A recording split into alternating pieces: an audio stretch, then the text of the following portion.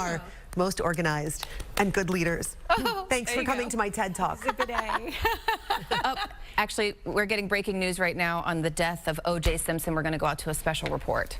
Breaking news, OJ Simpson has died. His family says Simpson died yesterday, saying he succumbed to his battle with cancer, surrounded by his children and grandchildren. It was revealed in February that Simpson was battling prostate cancer, but he refuted rumors at the time that he was in hospice care. ABC News audio reporter Alex Stone joins me now on the phone. Alex, what do we know at this point?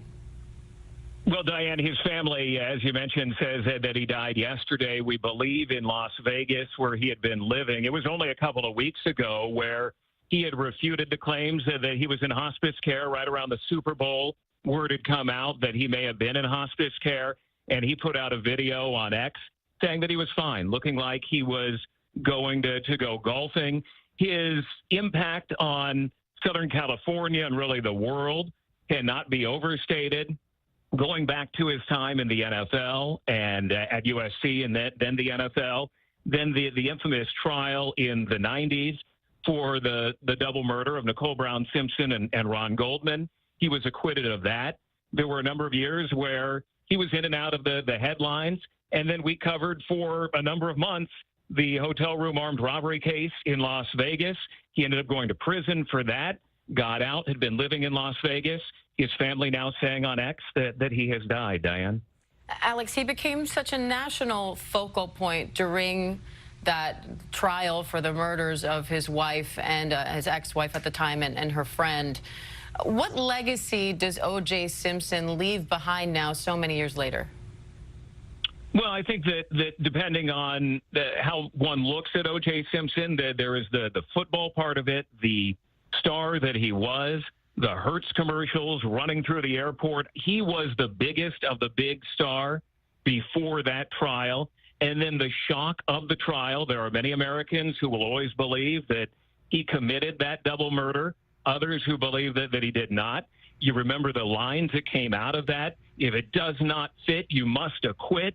The impact of that trial, for those who were not alive during that time or not old enough to remember it, was incredible. The whole world watching that trial during that time, the whole world watching TV and listening to the radio, waiting for that verdict to come down.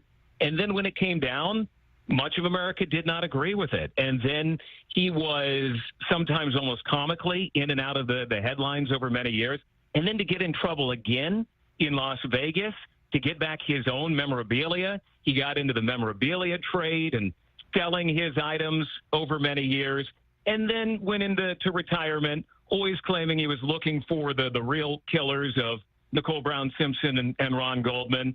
There were always those who were saying he wasn't doing enough to do that if he really was not involved in the murders.